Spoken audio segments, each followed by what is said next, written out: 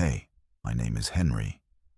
I'm 33 years old, and I fix clocks and watches in a narrow shop wedged between a barber shop and a tax office on Washington Street in Marquette, Michigan, up on the south shore of Lake Superior, where the wind comes off the water in November like it has something personal against you.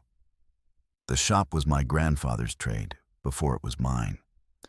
He taught me on a stool I was too short for, with a loop screwed into my eye. And the first thing he ever told me about the work is the thing I've built my whole life around since. A clock that stopped, he said, is almost never broken. People think it's broken. They want to throw it out. But 9 times out of 10, it's one small part that's seized. One gear gummed up with old oil, one thing that needs cleaning. The whole machine is fine. It's just waiting for somebody patient enough to find the one part that quit. That's what I do all day. I find the part that quit.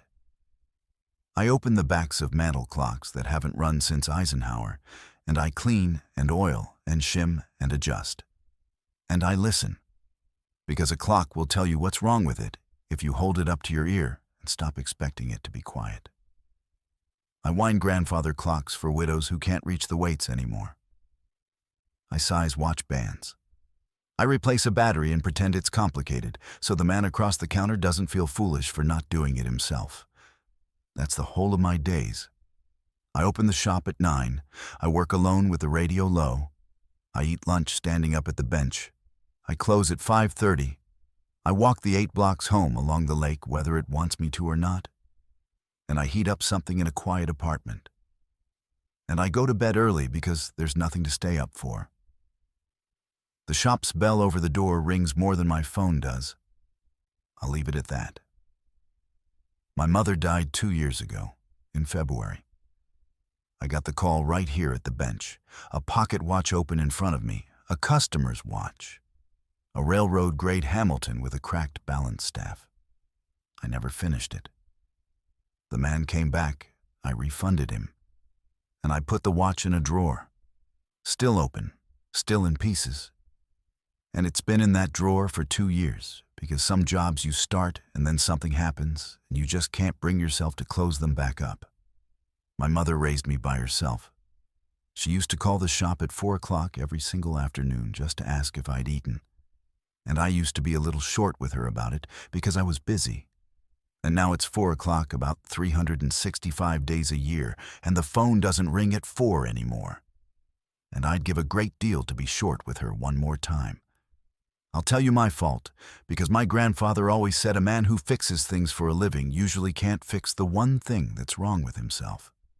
And he was right about me. After she died, I stopped. Not all at once.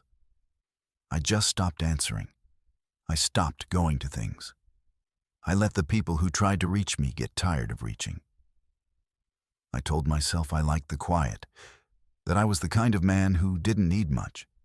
And I half believed it, the way you half believe anything you say enough times to an empty room. I'd become one of the clocks in my own drawer, stopped and telling everyone I was just resting. That was the shape of things right up until a Thursday in mid-October, when my sister called and would not take no for an answer. My sister Dana is 4 years younger than me and has decided, since our mother died, that keeping me alive is her personal responsibility, which is a thing I resent and need in roughly equal measure. She'd set me up.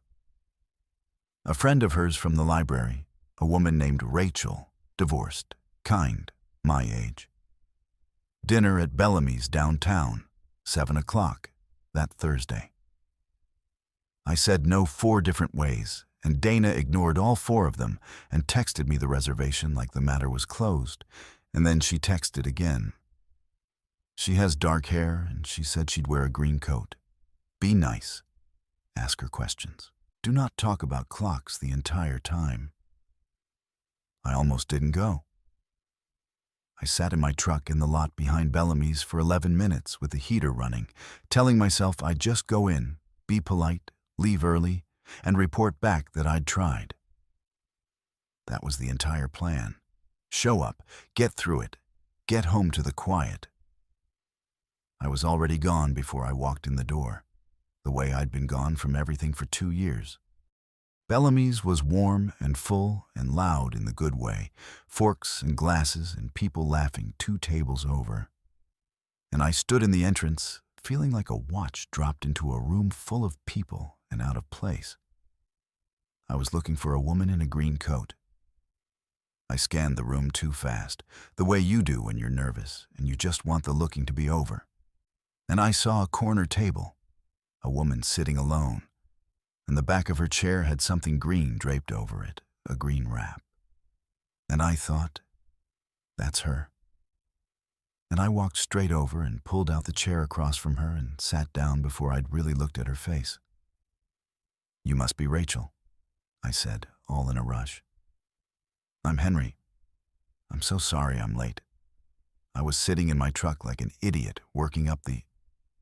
And that's when I actually looked at her and stopped. She was not Rachel. She was not anyone's idea of a 33-year-old divorced librarian.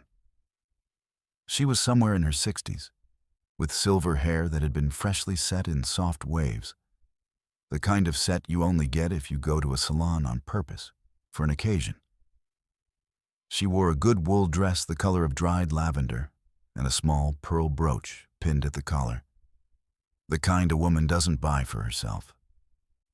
And her hands were folded on the white tablecloth, folded too tightly, the knuckles pale, and there were 2 menus on the table, hers and one untouched across from where I'd just sat down, and a water glass at the empty place with the ice all melted, like it had been poured a long time ago for somebody who never came. "I'm afraid I'm not Rachel, dear," she said. Her voice was light and very level, the kind of level that costs something. And I started to get up, already turning red from my collar to my hairline, already apologizing. "Oh, God, I'm so sorry. There was a green, And I half rose out of the chair, and that was the moment. Because I saw it all at once, the way you see the inside of a clock when you finally get the right light on it. The set hair, the brooch, the 2 menus, the melted ice in a glass nobody had touched. The way she was sitting so straight and so still. The way a person sits when they've decided that if they hold themselves together tightly enough, no one in the room will be able to tell. She had dressed up. She had dressed up and done her hair and come out and sat down at a table for 2, and the other chair was empty, and it had clearly been empty for a long time. I should have gone to find Rachel. That was the whole reason I was there. My sister had moved heaven and earth. I hadn't said yes to anything in 2 years. And somewhere in that warm, loud room, there was a woman in an actual green coat checking her actual watch and wondering where her date was. I almost went. I had every reason to go. But you can't unsee a glass of melted ice across from an empty chair. I'm the man who notices the one part that quit. It's the only thing I'm good at. And what had quit at this table was sitting right in front of me, holding her own hands too tightly and pretending, for the benefit of a room full of strangers, that she was perfectly fine to be sitting alone. So I sat back down. "Were you," I said carefully, "waiting for someone?" For a second she held the level voice. Then it slipped, just at the edges. "My daughter," she said, "arranged for me to meet a gentleman, a widower, from her church. She thought it was time She stopped, started again. "He sent his regrets, about 40 minutes ago, to my daughter who texted me, who was at home, so she got to be sorry on his behalf from the comfort of her living room while I sat here." A small, terrible, dignified laugh. I'd already ordered the wine. It seemed a waste to leave it. And then it seemed a waste to leave it all somehow, so I just kept sitting. I don't know why I'm telling you this. You have your own date to get to. Across the room, near the windows, I could see her now. a woman with dark hair and a green coat over the back of her chair, looking at her phone, then at the door, then at her phone. Rachel, my actual, intended, sensible evening. "Give me just a minute," I said to the older woman, and I stood up and walked over to the window table, and I crouched down a little so I wasn't looming, and I said, "Rachel, I'm Henry. I'm so sorry. I'm the world's worst blind date, and I have an explanation that's going to sound insane." And I told her that I'd sat at the wrong table, that the woman over there in the corner had gotten dressed up to be stood up by somebody else, and that I didn't think I could leave her sitting alone with a glass of melted ice on a Thursday night, and that I understood completely if Rachel wanted to write me off as a lunatic. Rachel looked over at the corner table for a long moment. Then she looked back at me, and something in her face went soft, and she said, "Go. Honestly, go." And she even smiled when she said it. "Just so you know, that's the best reason anybody's ever given me for ditching me." She stood, gathered her green coat, and on her way out she squeezed my arm once. "Call my friend Dana sometime. Tell her you passed." And then it was just me and the older woman and 2 place settings and a bottle of wine.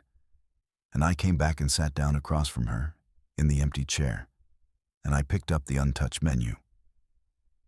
"I'm Henry," I said. "We haven't actually met." She looked at me like I was a puzzle she couldn't account for. "Eleanor," she said, "you sent your date away." She sent herself away. She was very gracious about it. I opened the menu. "I'm told the whitefish here is good. My grandfather used to bring my mother here on her birthday. I haven't been back since." I set the menu down. "Eleanor, I'd be glad of the company, if you'd be glad of mine. I've been bad at company for a while. I could use the practice." And Eleanor, who had been holding herself together so tightly for so long that I think she'd forgotten she was doing it, finally let her hands come apart on the white tablecloth, and she said, "I would like that very much. I haven't sat across a table from anyone in 2 years. I keep setting 2 places at home out of habit. Walter's been gone 2 years, and I still set 2 places." She pressed her lips together. "There. Now we've both said an embarrassing thing. We're even." We ate the whitefish. We drank Walter's wine, and it was the first real meal I'd had with another human being since the 4 o'clock phone call stopped. I told myself it was a one-time thing, a kindness, a nice, odd evening. But 3 days later, I found myself walking down to Bellamy's neighborhood with a clock under my arm. Because over the whitefish, Eleanor had mentioned Walter's clocks. Her husband had collected them: mantel clocks, a wall regulator, 2 grandfather clocks, a French carriage clock he'd carried home from a trip, more than a dozen all told, scattered through their old house on Ridge Street. Walter had wound them every Sunday, his whole life, a little ritual, going room to room with the key. And when he died, Eleanor told me, in that level voice that I was learning meant the opposite of level. She hadn't been able to stand the ticking. The house had been so full of his ticking, and then he was gone, and the ticking just went on without him, like the house didn't know, and she couldn't bear it. So she'd let them all wind down. One by one, over the weeks after the funeral, the clocks had stopped, and she hadn't started a single one since, and now the house on Ridge Street was completely silent, and had been for 2 years.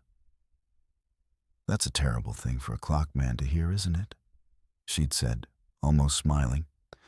A house full of stopped clocks. And I'd said, before I'd thought it through, "I could start them for you, if you ever wanted. I could clean them up, get them running, no charge. It's just what I do." So that's how I came to be standing on Eleanor's porch on Ridge Street on a Sunday with my tool roll. And that's how it began. The part of my life that I'd stopped believing I'd get. The house was beautiful and silent. Big old four-square with built-in bookshelves and a dining room that hadn't hosted a dinner in 2 years. And everywhere, the clocks. All of them dead, hands frozen at whatever minute each one had given up. I went to work, too. I started with the regulator in the front hall because it was the simplest. Opened it up, found exactly what I'd known I'd find. No break, no ruin. Just 2 years of stillness and a little gummed oil on the escapement. I cleaned it. I oiled it. I wound it. I set the pendulum swinging with one finger. And it caught. It ticked. Eleanor was standing in the doorway. The sound went through the silent house like the first thing said after a long argument. I watched her face do something complicated, grief and relief fighting it out. And she put her hand to her mouth, and she said, very quietly, "Oh." Just that. "Oh." "I can stop if it's too much," I said. I should have asked. Sometimes the sound is, "No," she said. "No. Keep going. It's just, the house has been holding its breath." I didn't realize until just now, it's been holding its breath for 2 years. She came and sat down on the bottom step of the staircase to watch me work, the way you'd watch someone bringing somebody back. "Keep going, Henry. Wake them up." So I did. Over that Sunday and the next and the one after that, I worked through Walter's collection, 1 clock at a time. And the house came back to life around us in ticks and chimes, room by room, and Eleanor came back to life right along with it, though neither of us would have said so out loud. She started making lunch on the Sundays I came. Then she started making lunch like she'd thought about it, like it mattered. She'd sit on the steps or pull up a chair and talk while I worked.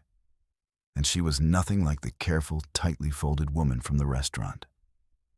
She was funny, dry, fast, a little wicked.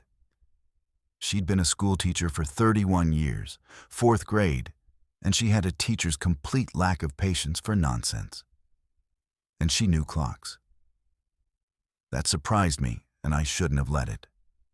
I'd been treating her a little, the way her daughter treated her, the way I'd later learn her son treated her, as someone to be gently handled. Then one afternoon, I was fighting with the strike train on the French carriage clock, couldn't get the chime to time right, muttering at it.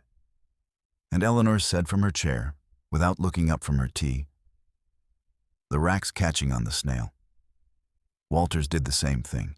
You have to ease the rack tail, not force it. And she was exactly right. I'd been forcing it. 40 years married to a man who wound clocks every Sunday and listened to him talk about them at every dinner. Of course, she knew. She'd known the whole time and let me sweat. "You could have told me 20 minutes ago," I said. "I could have," she agreed, sipping her tea. It was the most entertaining 20 minutes I've had in 2 years. A man at my dining room table swearing softly at a clock.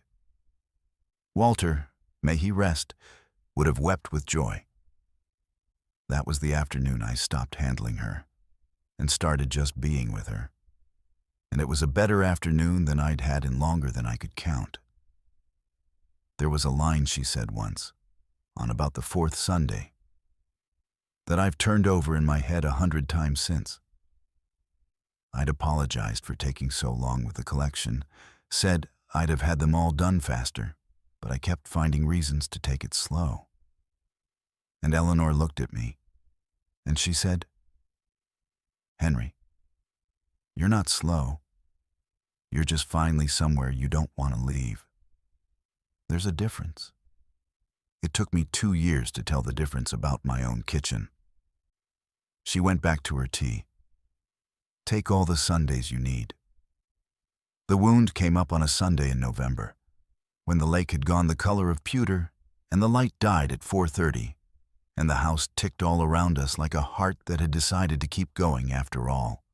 I was cleaning the last clock, Walter's favorite, a small brass mantel clock he'd kept on his nightstand. Eleanor had brought it down last, like she'd been saving it. And she sat closer than usual to watch. And somewhere in the quiet work of it, she stopped talking. And I knew the quiet had changed in the way I'd come to read. "Do you know what the worst of it is?" she said. Not a question. "It isn't the missing him, though I miss him every hour. It's that the day he died, I became poor Eleanor. That's all I am now, to everyone. I used to be a woman with opinions. I ran a classroom of 30 children for 31 years. I had a marriage with arguments in it, real ones, and a garden people stopped their cars for, and a vote, and a temper. And the day Walter died, all of that just folded up. Now my son calls once a week to ask if I've fallen. My daughter signs me up for blind dates with widowers from church like I'm a project. I'm a chore on everyone's calendar, a thing to be checked on. They love me, I know they love me, but they stopped seeing me. I became a problem they manage." She looked at the ticking clock in my hands. I stopped these clocks because I couldn't bear the sound. But the truth is, I think I stopped too that same week, and nobody noticed because a woman my age stopping just looks like a woman my age. We're allowed to stop. It's expected. I didn't tell her she was wrong. I didn't tell her her children meant well, or that grief takes time, or any of the things people say when they want to be helpful and are really just trying to make a hard feeling smaller so they don't have to hold it. I set Walter's clock down on the table between us, very gently, and I told her the true thing I had. My mother called the shop every day at 4 o'clock, I said, just to ask if I'd eaten. And I'd get a little short with her because I was busy and it seemed like nothing. And now it's 4 o'clock every day and the phone doesn't ring. And I'd give my right hand to be short with her one more time. My throat had closed up.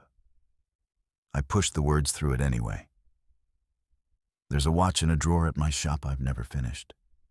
I had it open on the bench the day she died, 2 years ago, and I've never been able to close it back up. I'm not telling you this to make your grief smaller. I'm telling you that I see you. Not poor Eleanor. You. A woman who ran a classroom and grew a garden, people stopped their cars for and is funnier than anybody I know, and was right about the rat catching on the snail. I stopped too that same year. We're a couple of clocks somebody set down in a drawer. The difference is, clocks don't get to start themselves. Somebody has to find the part that quit. Eleanor was crying now, but quietly, the dignified way. And she reached across the little table and put her hand over mine where it rested next to Walter's clock. And she didn't say anything, and neither did I. And Walter's clock ticked away the minutes between us, and her hand stayed on mine until the room had gone fully dark and neither of us had thought to turn on a light. That was the Sunday I understood I wasn't doing a kindness for a lonely old woman anymore. I had a person in my life again. I didn't call it what it was, but I knew the line I'd been careful not to cross. Letting someone matter to me, after I'd promised myself I never would again, was somewhere behind me now. And I'd crossed it without noticing, which is the only way I ever cross anything. Her son's name is Gary, and he found out about me in December, and he did not care for what he found. I want to be fair to Gary, because Eleanor loved him, and because the framework of a man's fear is not the same as the framework of a man's cruelty, even when they look alike from across a room. Gary lived 3 hours south, in Green Bay, and he carried his mother's safety around like a stone in his chest. And he had decided, somewhere in the long-distance worry of it, that the house on Ridge Street was too much for her, that the stairs were a hazard, that the smart and responsible and loving thing was to sell it and move her to a managed apartment near him where he could stop lying awake. He'd half decided it without telling her. And then He'd driven up one Sunday to make his case, and walked into his late father's silent house to find every one of his father's clocks ticking, his mother laughing in the kitchen, and a 33-year-old man he'd never heard of sitting at the dining room table with his tools spread out everywhere. I heard the front door, and then I heard Gary's voice go flat and careful in the front hall, and Eleanor's go bright and nervous. And then they came into the dining room, and I stood up and put out my hand, and Gary looked at it like I'd offered him something off the floor. "And you are," he said. "Henry," I said. "I fix clocks. I've been getting your dad's collection running again." "For free," Eleanor said too quickly. And I understood in that instant exactly what she was afraid he'd think, and exactly what he already thought. Gary's eyes went around the room. The tools, the running clocks, the 2 coffee cups, the easy domesticity of it. And I watched him build the story in his head. The same story a worried man 3 hours away builds about the stranger who's gotten close to his vulnerable mother and her paid-off house. "Right," he said. "Free. And how long has this been going on, the free clock repair? Mom, can I talk to you? Alone?" "You can talk to me right here," Eleanor said. But her voice had gone small, the restaurant voice, the folded hands voice, and I watched 2 years of being managed start to pull her back into the shape she hated. What followed was bad, and I'll tell it plainly the way Eleanor would want it told. Gary did not raise his voice. Men like Gary almost never do.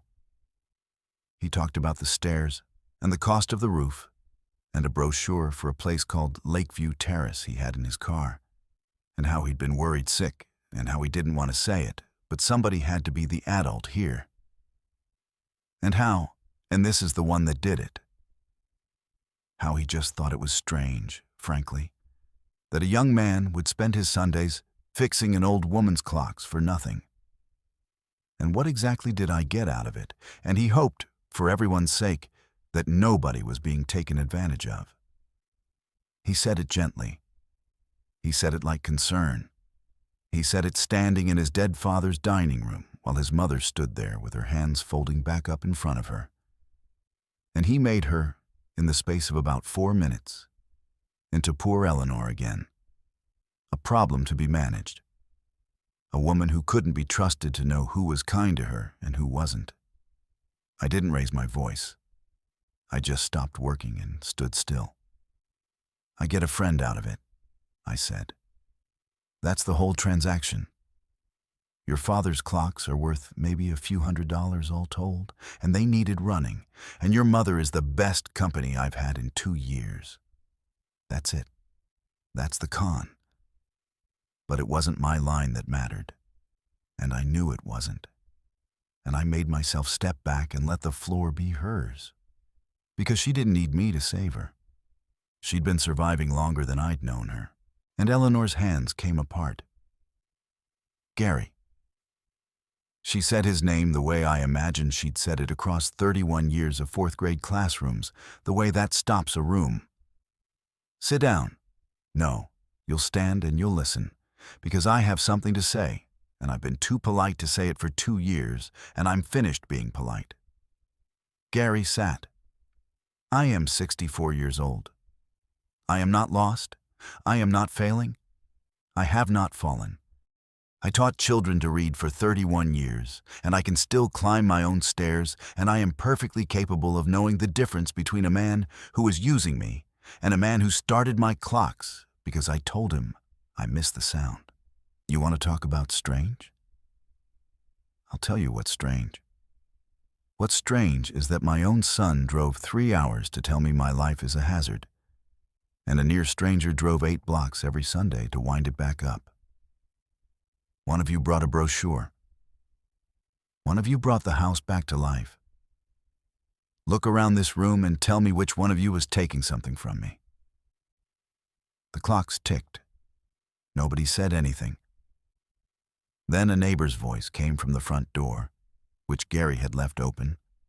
Carol, from across the street, Eleanor's friend of 40 years, who'd seen the strange car and come to check, and who stood now in the doorway, taking in the scene with the quick eyes of a woman who'd buried a husband herself. And Carol, God bless her, said the truest thing anybody said that day. She looked at Gary and she said, "I have lived across from your mother for 40 years, Gary. And I want you to know something. I hadn't heard Eleanor laugh since Walter's funeral. Not once. And these last weeks, I've heard it through my kitchen window every Sunday afternoon. Whatever that young man is doing in there, you ought to be on your knees thanking him for it, not interrogating him in your father's dining room." Then she nodded once, satisfied, and went back across the street. Gary stayed for another hour. He looked at the clocks. He let his mother make him a sandwich. He didn't apologize, not in words.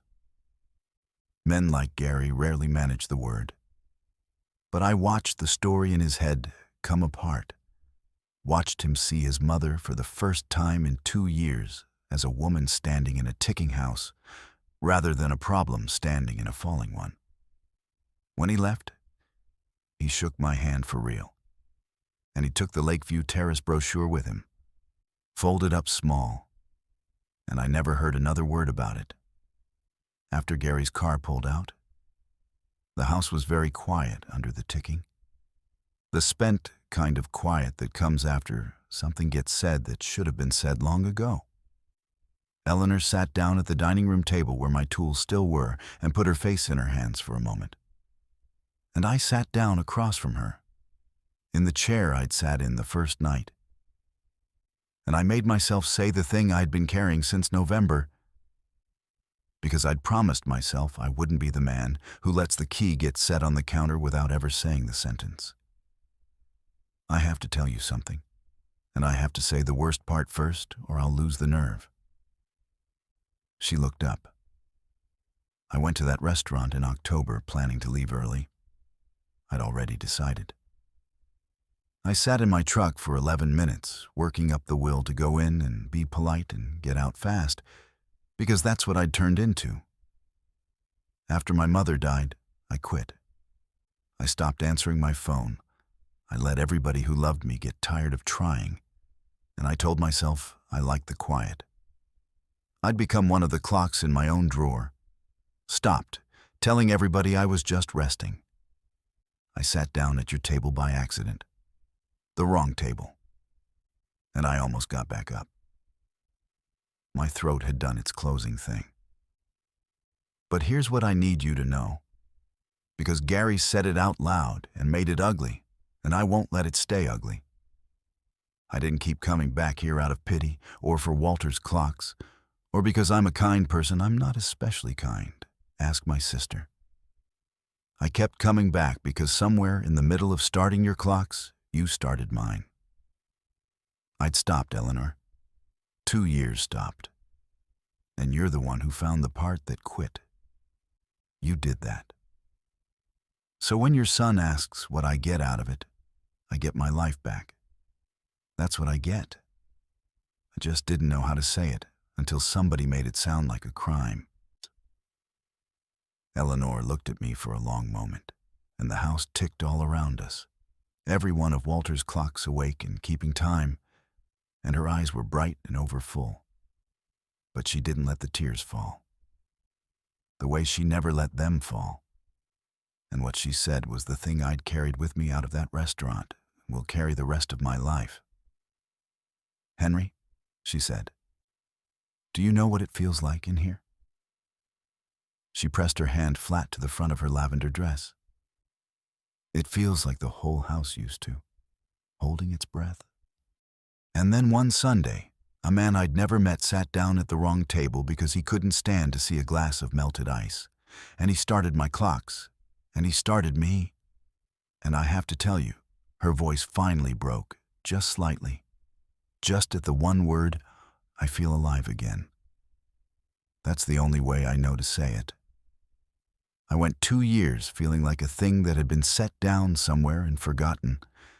And now I wake up in the morning and the house is ticking and I think, oh good, There's a today, and I haven't thought there's a today in 2 years. You did that. You and a tool roll in a house full of stopped clocks. I feel alive again. I didn't say anything for a second, because there was nothing to add to it, and I knew it. Then I stood up and came around the table, and Eleanor stood too. And I hugged her. Careful. The way you'd hold something you'd just gotten running again and didn't want to jar. She held on tight, tighter than I expected. A small, fierce grip, the grip of a woman who taught 4th grade for 31 years and was nobody's chore. When she let go, she held me at arm's length by the shoulders and looked at me the way I imagined my mother would have. And she said, "Now, about that watch in your drawer." "What about it?" "You're going to finish it. The Hamilton, the railroad one." She said it like a teacher assigning homework that was good for me. "You've kept it open for 2 years because closing it felt like closing the day your mother died. I understand that better than anyone alive. But Henry, a clock that stays open in a drawer isn't honoring anybody. It's just a stopped clock in a drawer. You finish it. You get it running. And then it ticks for her. That's what the work is for. You taught me that. Now go do it." By the following spring, the house on Ridge Street ticked from morning to night, and Eleanor had taken back the Sunday winding ritual herself. She refused to let me do it anymore. She went room to room with Walter's key every Sunday like he used to, and she told me she talked to him while she did it, gave him the week's news, and I told her that sounded exactly right and didn't tell her my eyes had gone hot when she said it. She was a different woman. Or rather, she was the woman she'd been all along, dug back out from under poor Eleanor.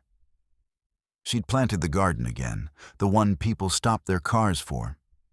She'd joined a thing at the library, started arguing about books with people, started having opinions out loud where everyone could hear them. Gary called still. But he called to talk now, not to check whether she'd fallen. And twice he drove up just to visit. And once he stayed for one of the Sunday dinners that had become the center of my whole week. Eleanor and Carol from across the street, and my sister Dana, who'd forgiven me for the blind date the moment she heard the reason, and sometimes Gary, all of us around a table that hadn't hosted a dinner in 2 years and now couldn't seem to stop. I finished the Hamilton. It took me one evening, alone at the bench with the radio off. The cracked balance staff that had stopped it 2 years before came out clean, and I fitted a new one, and I oiled the jewels and closed the case I'd left open since the day my mother died. And I held it up to my ear, and it ran. It runs still. It sits on the shelf above my workbench where I can see it all day, ticking. And at 4 o'clock every afternoon, I look up at it. And I'll admit to you that some afternoons I say out loud to an empty shop, "Yeah, Ma, I ate." And the watch just keeps ticking. Which is the only answer I'm going to get, and somehow it's enough. Rachel forgave me, by the way. We got coffee that spring, just the once, and parted friends. And that's a different story, and not really this one. Because this one was never about the date. There's a small clock on Eleanor's nightstand now where Walter's used to be. His old brass one, the last one I fixed. The one she'd saved for last. She keeps it wound. She told me she likes that the first thing she hears every morning is the sound of the house being alive. And that for 2 years, the first thing she'd heard every morning was nothing at all. And that she'd take the ticking over the nothing every single day for the rest of her life. My grandfather used to say that a stopped clock is almost never broken, that it's nearly always just one small part that's seized, one thing gummed up and waiting, and that the whole machine is fine. It's only waiting for somebody patient enough to find the part that quit. I believed that about clocks my whole life, and never once thought to believe it about people, least of all myself. I had decided, somewhere in the long quiet after my mother died, that I was simply a man who didn't run anymore. And that was that. And then, on a Thursday in October, I sat down at the wrong table because I couldn't bear a glass of melted ice across from an empty chair. And it turned out there'd been 2 stopped clocks in that restaurant all along, each of us certain we were past fixing, each of us setting 2 places out of habit. Neither of us knowing that the part the other had been missing was sitting right across the white tablecloth, waiting only for somebody patient enough and lonely enough and lucky enough to find it.